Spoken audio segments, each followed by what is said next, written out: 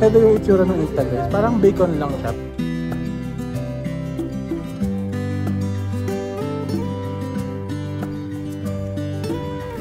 Ito medyo matapang. Alam ko kaya ko lagpasan. Dahil nalagpasan.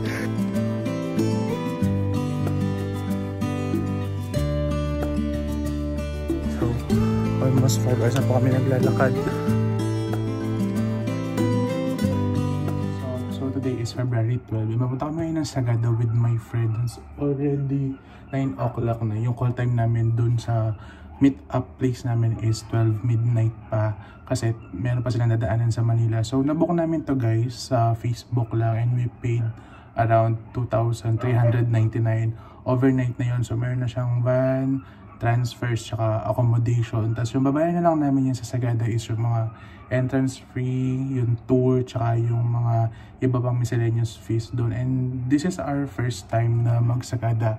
Kaya medyo excited na rin ako. And yung Sagada guys, isa sa mga places na gusto ko talagang bisitahin. And buti na lang na papayag ko itong mga kaibigan ko. Suotin kong damit guys. So itong pantas ko is from H&M. Then jogging pants ko from Champion. Then ito yung sapatos na susutin ko from Adidas. Cloud Foam Super. This one is one of the comfiest shoes na meron ako. Then ito lang yung bag ko guys. So meron ako ditong Adidas. Ito yung gagamitin ko sa hiking namin. Nandito lahat ng essentials ko. Tapos ito naman yung mga damit ko na susuotin sa trip. Okay, so nag-stopover lang kami dito somewhere sa Tarlac. So ito yung mga kasama ko. Si Karen, si Faye, si Lexi, si Ate Kat, si Gail, tsaka si Nurse Ben. First time ni Nurse Ben na hindi mag-drive ngayon. Pero mukhang mag-drive sa mamaya. Volunteer.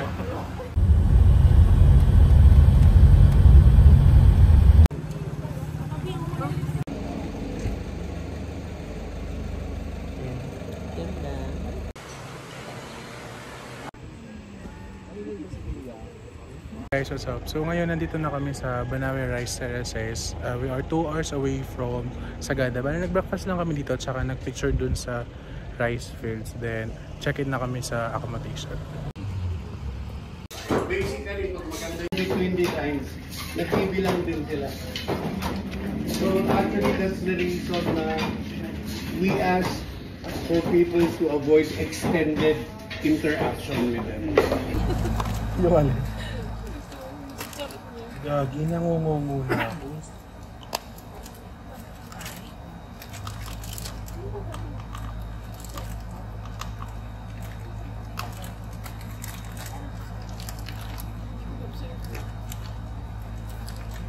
What's up? So ngayon dito na kami sa Sagada. Dito kami nagstay sa residential lodge. Kasama siya dun sa binayaran namin na 2,399. Pakita ko sa inyo yung room. Ng room guys. So ito yung first bed, second bed, tapos third bed. Wala siyang CR. Common CR lang siya. Tapos mayroong free coffee and wifi sa baba. Okay, so nandito kami sa Sagada and sobrang ganda ng place na to guys. Small community siya pero surprisingly ang dami niyang pwedeng i-offer. Ang dami niyang mga tourist spots, mga food trips. Tapos yung mga bahay dito guys, mostly nasa bangin. And sabi ni ate ngayon, sobrang dami daw tao ngayon sa Sagada kasi nga 'di ba long weekend. Ito ng mga bahay dito guys. Parang siyang Baguio pero mas liblib yung lugar niya. So from Pampanga to Sagada parang almost 11 hours na kami nagbibiyahe kasama na yung mga stopovers, yung mga pagkain, tapos yung mga mini spots na pwedeng puntahan. Medyo nakakangawit siya pero maganda naman. Yung weather dito guys, malamig siya as in para talaga nasa Baguio pero iba lang yung setup niya. Mas small yung community and mas maliliit yung mga daan. Hey guys, so ito yung hinintay ko ng almost 1 hour. So ito yung itag tomato pasta nila. Yung itag is yung sun-dried noodles. Tomato kasi. Yun na. Sun-dried tomato daw. Tomato ba? Hindi. Pork. Pork ba? Meat yun eh.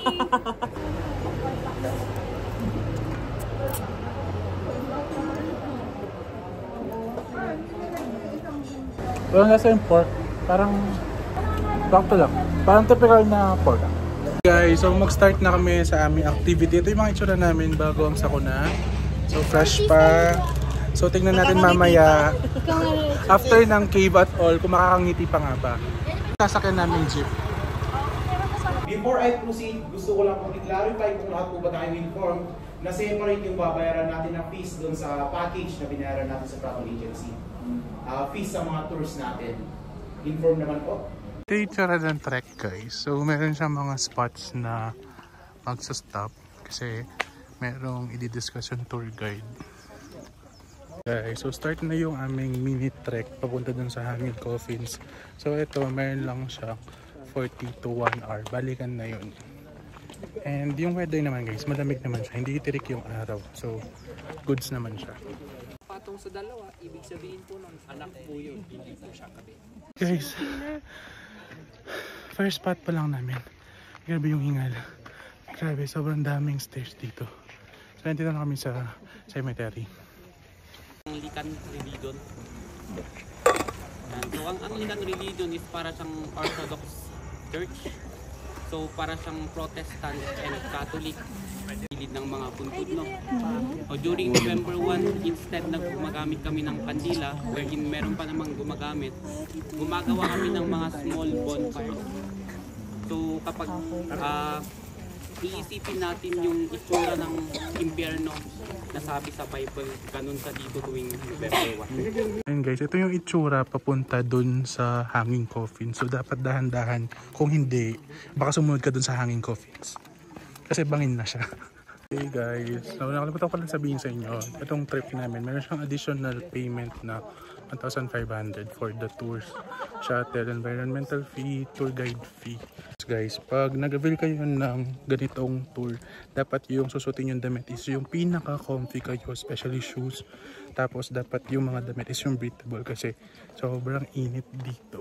Tapos after nito guys, diretso na kami dun sa Sumagin Cave. So dapat yung dala mong bag is waterproof and then yung damit mo is pwede rin mabasa.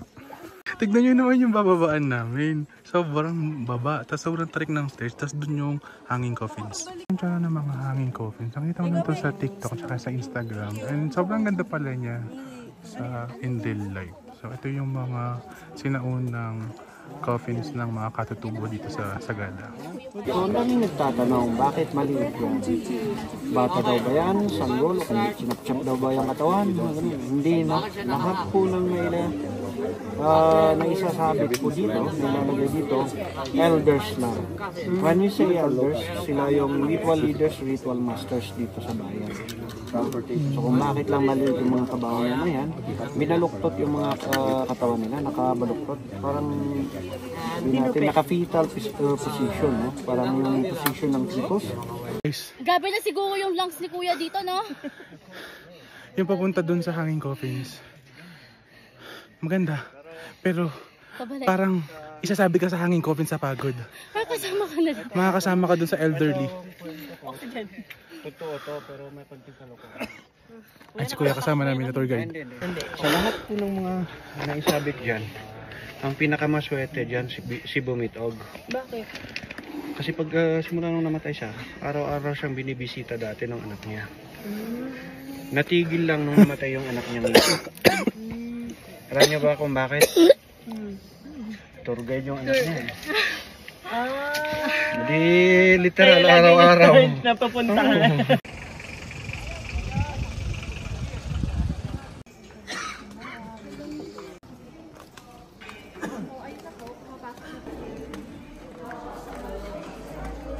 Hey guys. So nandito na kami ngayon sa Sumagin Cave. So ito yung last leg ng aming trip for today dito sa Sagada. So ito yung mga kasama ko. Tatlo na lang kami, si Faye tsaka si Karen. Kami na lang yung matatapang na tao sa group namin. Lawit na! Hawak mo. Ito.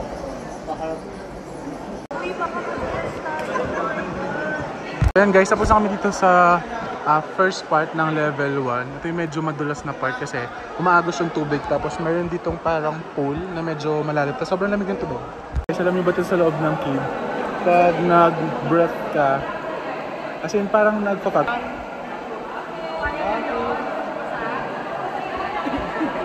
Wala. Finally guys, natapos na namin yung level 3 netong Sumagin Cave. So ang gagawin naman namin is either maliligo kami dito or akit na kami sa taas kasi magpo-food trip pa kami. Doon talampakan, hindi kayo nagkatito. Okay? Tapos, ito lagi. Yung tanay. No? Tapos, wala yung diretso ang lahat kayo ganyan or nakayuko. Malaki yung chance masusunod. And guys, ito yung mga kasama kong team. Yan, kasama ko sila sa buong joint trip namin. Hey guys, sobrang lamig. Mas malamig dito kaysa dun kasi dun baba. Dito mataas kasi dito.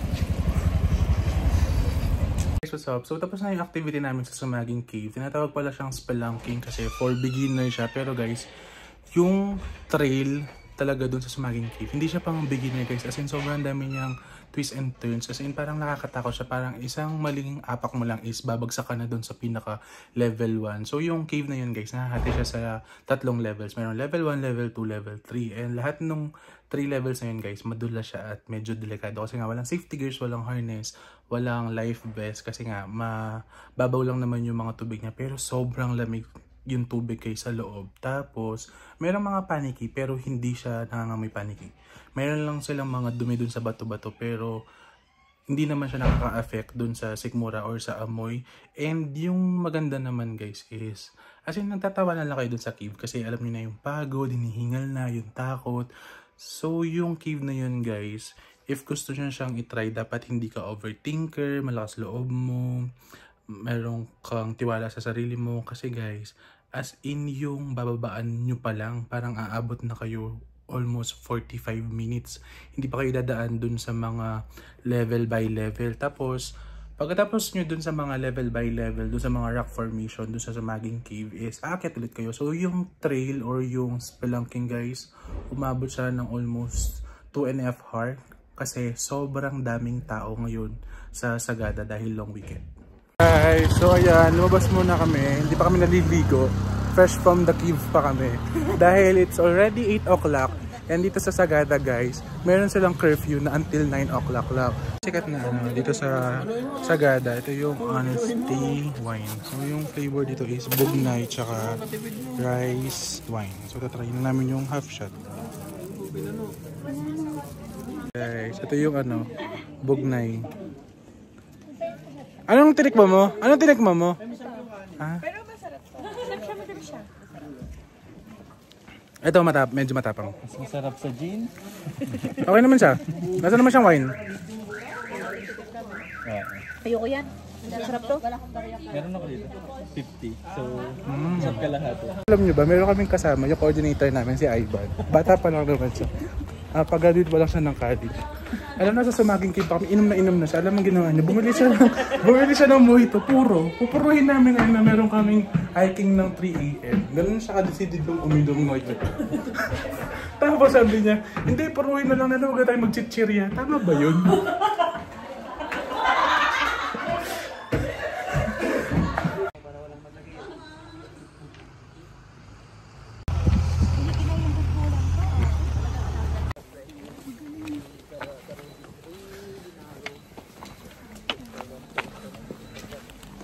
Guys, what's up? So after 40 minutes, nandito na kami sa Marlboro Hills. So meron na kami 20 minutes para mag-CR, kumain, magkape. Doon sa likod, maraming stalls na papapilaan. Pero ngayon guys, instead of Sea of Clouds, yung nakikita namin, Sea of Crowds. Sobrang daming tao kasi nga long weekend and mostly pag nasasagada parang Sunday, madaling araw yung trek. Guys, ganito karami yung tao ngayon dito sa Marlboro Hills. Hinintay nila yung Sea of Clouds. Ayan, sobrang daming tao kasi long weekend. So ayan yung mga stalls. So ay pwedeng kumain. Hey guys, so kami lang tatlo ulit yung naiwan sa aming grupo. So 7 kaming umalis, tatlo lang kami naiwan. So kami lang talaga yung matapang na tao. It's already 6:11 guys ng umaga and mukhang malabong magpakita yung Sea of Clouds kasi sobrang kapal ng fog ngayon.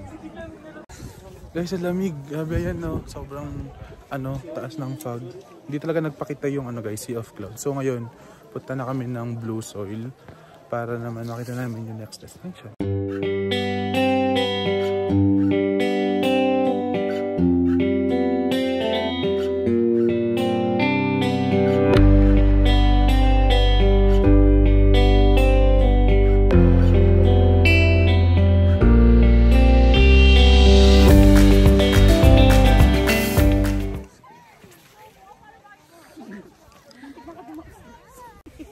Tag-boyfriend mo, OA. Magdadabing maunang mahuhulog. Hindi pa man gumagalaw, sumisigaw na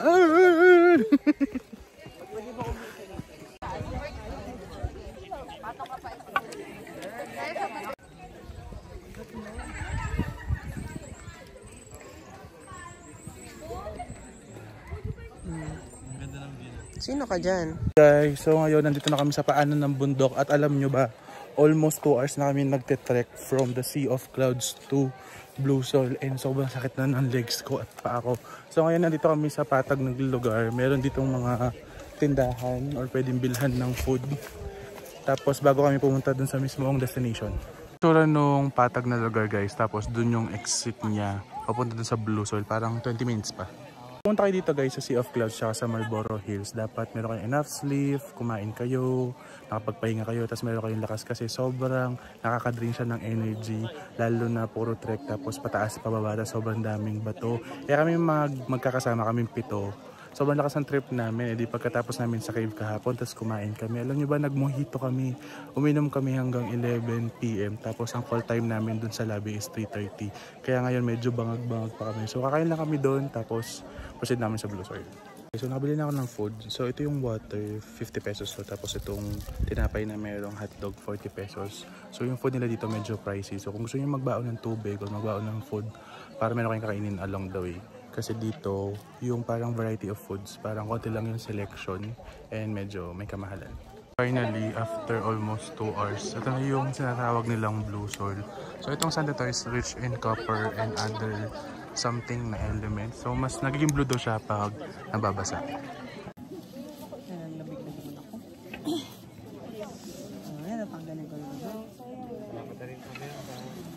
Alam niyo ba, 30 minutes na kami bumababa.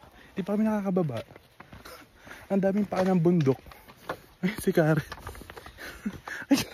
Sabi mo yung hamon na, sabi mo yung hamon ng buhay. Kahit anong hamon ng buhay ang harapin ko sa mga susunod na panahon.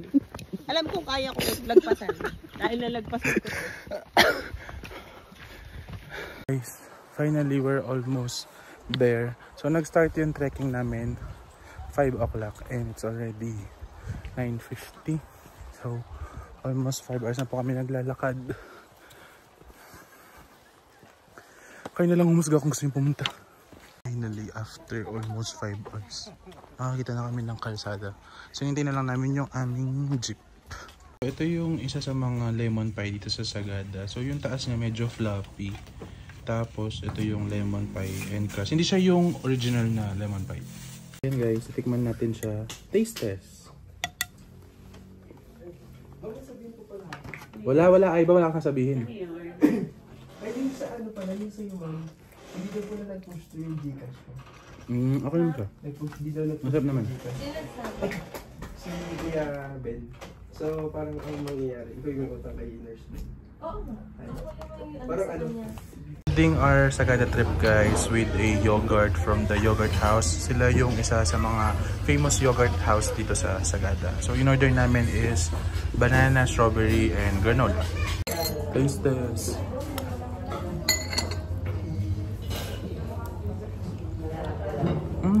Purong-puro siya. Guys, masarap siya. Kasi siya ganun kaasim. Tapos, nangingiba pa talaga yung yogurt compared sa mga fruits. Parang siyang cream cheese. No? Harap.